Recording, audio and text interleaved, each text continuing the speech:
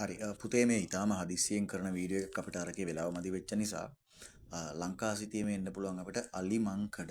හරි මේ දාල්තර මම මේ ටියුට් එක වලට WhatsApp දාන්නම්.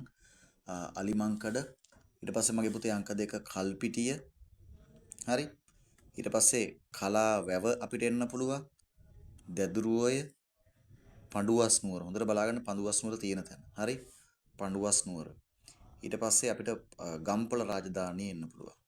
එතරම් මහනුවරට තියෙන කොත්මලේ වලවේ ගඟේ උඩ තියෙන බෙරගල. ඊට පස්සේ මෙතන තියෙන්නේ දැදුරුවේ නෙමෙයි අපි දන්නවා කුඹුක්කන් ඔය. හරි කුඹුක්කන් ඔය. ඊට පස්සේ බූන්දල.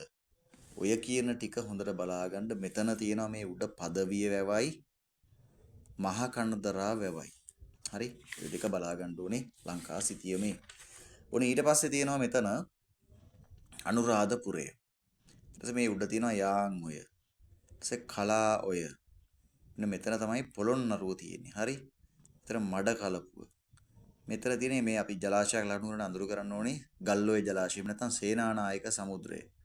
ඊටසේ පුතේ කළු ගඟේ මේ තියෙන්නේ බට දොඹලෙන කුරුවිට බට දොඹලෙන.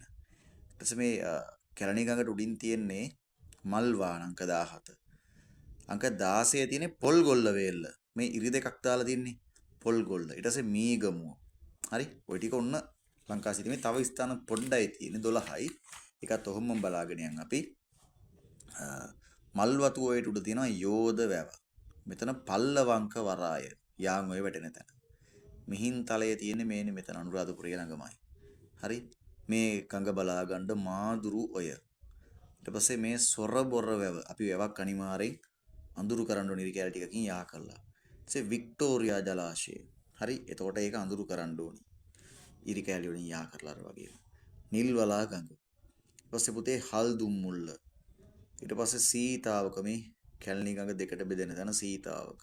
සීතාවකෙන් ඇවිල්ලා අපි කැලණි ගඟ මුහුදට එන්න ඔන්න මෙන්න තියලා අංක 26 කෝට්ටේ. ඊට පස්සේ මේ මහනුවරට කෙලින්ම උඩ මාතලේ.